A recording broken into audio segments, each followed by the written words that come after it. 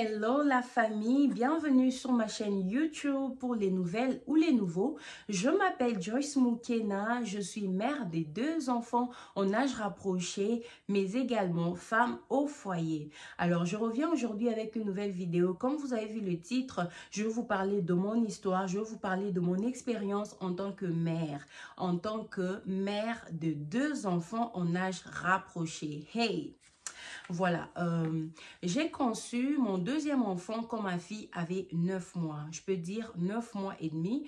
Et j'ai appris que j'étais enceinte. Alors, je n'avais vraiment pas paniqué parce que je m'étais dit que le temps que la grossesse puisse grandir et tout, j'aurai mon deuxième enfant quand ma fille aura presque 18 mois. Elle sera en train de marcher. Elle aura suffisamment développé des skills. Du coup, ça sera un peu facile à gérer. J'ai pas pris le temps de m'informer ou de me préparer vraiment à cette réalité qui n'est pas du tout facile. Alors, le premier trimestre de la grossesse, je l'ai passé vraiment facilement. C'était bien. Moi et ma fille, on vivait comme depuis le début, tout se passait normal. Elle n'avait remarqué aucun changement. Et au deuxième trimestre, j'ai commencé à avoir beaucoup de fatigue. Je dormais beaucoup. J'avais vraiment besoin de dormir la journée.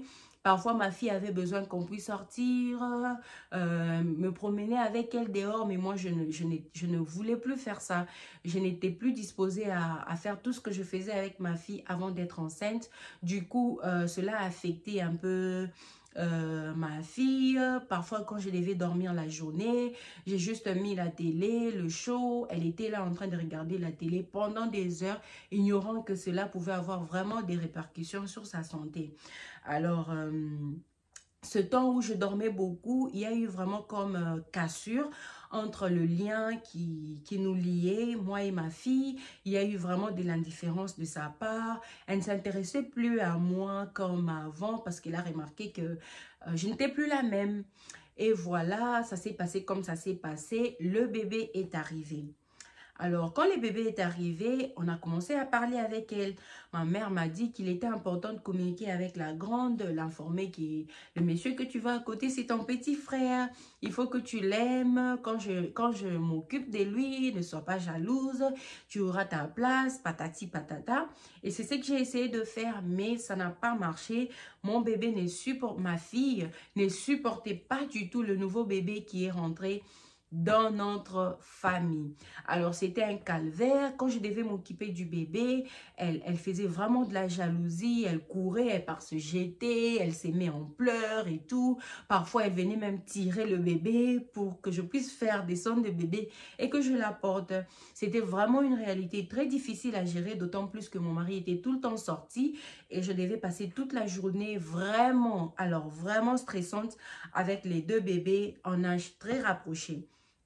Et j'ai essayé à ma manière à gérer ces crises, mais je vous jure que la petite ne voulait vraiment pas comprendre du tout.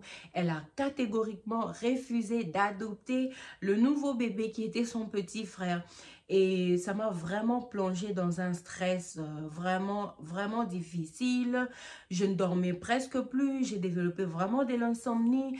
Ils avaient des horaires vraiment, vraiment décalés, différentes. Quand l'autre prend sa sieste, l'autre est debout. Du coup, quand l'autre est debout, je ne peux pas dormir. Si j'essaie de dormir, prendre ma sieste ensemble avec les bébés, c'est encore des crises. Du coup, quand j'essaie aussi d'adapter les 2 horaires, en tout cas, ça ne marchait pas.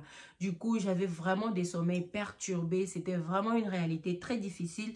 Après l'accouchement de mon fils, j'ai vraiment beaucoup perdu en termes de kilos. Je mangeais, mais je ne me reposais pas suffisamment puisque je devais m'occuper de la maison, je devais m'occuper des bébés, je devais m'occuper aussi de mon mari. J'étais vraiment l'oubliée de la famille. Je n'avais vraiment plus le temps de m'occuper de moi-même en tant que femme. Je n'avais plus de quality time pour moi-même. J'étais vraiment la victime et la sacrifiée. Et comment j'ai réparé tout ça? J'ai commencé par donner plus d'attention à celles qui comprenaient la vie, à celles qui comprenaient les choses. Mon aîné, puisque le bébé ne comprenait pas du tout. Le bébé est juste là, c'est que vous lui donnez, c'est que vous lui donnez. Il peut pleurer un peu, mais il ne peut pas se faire beaucoup de soucis et des crises comme la grande. Ma mère m'a conseillé à donner plus d'attention à la grande qui se sent menacé, qui sent son confort être menacé par la présence du bébé. Alors, j'ai commencé à donner plus d'attention à la grande, par exemple, quand elle est debout, quand elle a besoin de moi, même si le bébé pleure, même si le bébé veut quelque chose venant de moi, je veux vraiment servir le bébé vite, vite et me focaliser sur la grande. C'est de cette façon-là que elle a retrouvé sa place, elle a compris qu'elle avait toujours sa place dans mon cœur, dans la famille, même dans la vie des papas. On a vraiment donné toute l'énergie qu'on pouvait pour la rassurer qu'elle était style notre baby. Et ces crises ont commencé à diminuer. C'est vrai, ça avait vraiment pris du temps pour que moi, je puisse d'abord comprendre qu'il fallait que je puisse réparer ça et pour que je puisse mettre des stratégies en place pour que la petite puisse se sentir à l'aise et qu'elle accepte le bébé comme étant son petit frère et membre de la famille. Alors, comme conseil à une femme, à une mère qui se retrouve dans la même situation que moi, tout ce que je peux vous dire est que prenez vraiment le temps de préparer le bébé précédent parce que ce n'est pas facile du tout pour l'enfant qui était vraiment gâté et qui se sentait en prince ou en princesse dans la maison de voir un autre venir subitement. L'enfant se sent menacé dans son confort. En tout cas, il faut vraiment préparer cet enfant, lui dire que le bébé qui va arriver, c'est son frère ou c'est sa sœur. Il aura ou elle aura toujours sa place, rassurer l'enfant et surtout mettez en place des stratégies pour que le changement là ne soit pas vraiment brusque, que l'enfant ne sente pas beaucoup de différences avant et après le bébé. C'est de cette façon-là que vous allez éviter beaucoup de crises, des stress au sein de la famille. Parce que si vous ne faites pas ça, je vous jure que ces crises-là sont horribles. Vous allez perdre la joie de vivre, vous allez allaiter, si vous êtes en train d'allaiter, vous allez allaiter l'autre bébé avec stress, vous allez avoir le trouble des sommeils, comme c'était le cas avec moi, c'est pas du tout intéressant. Tout ce que vous pouvez faire, c'est de préparer l'enfant précédent, mais aussi travailler durement sur sur vos horaires pour que le bébé ne sente pas la différence et le précédent aussi se sente toujours à l'aise comme d'habitude.